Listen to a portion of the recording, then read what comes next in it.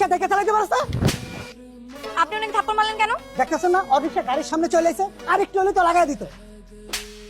গাড়িটা তো রিক্সার সামনে চলে আসছে, তাই এই থাপ্পড়টা আপনার পাওনা ছিল। তাই বলে ওর সাথে আমার কম্পেয়ার?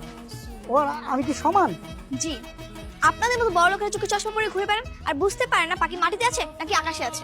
এর জন্য বড় লোকদের আমি একদম দেখতে পারি না। ফালতু যত সব। মেয়েটা কিন্তু সুন্দর আছে, আমার ওকে হেভি পছন্দ হয়েছে। এর ঠিকানা ম্যানেজ করে বিয়ের প্রস্তাবটা পাঠানো। আমি তো কবির সাহেবকে দিয়ে পাঠিয়েছি বিয়ের প্রস্তাবের জন্য। ভুলে যান স্যার, ওই মেয়ের আশা একদম ভুলে যান। মেয়ের মা সাফ সাফ জানিয়ে দিয়েছেন ওই মেয়ে বড়লোক কোনো ছেলেকে বিয়ে করবে না। তাহলে কাকে বিয়ে করবে? কোনো গরিব ছেলেকে। চলে আসি, রেডি হন। তোর এত বড় সাহস! গরিব ছোট লোক কোথাকার! আজকে থেকে তোর বেতন কাটা। কি হয়েছে এখানে? দেখেন না ম্যাডাম, আমি ওনার গাড়ি পরিষ্কার করার কাজ করি।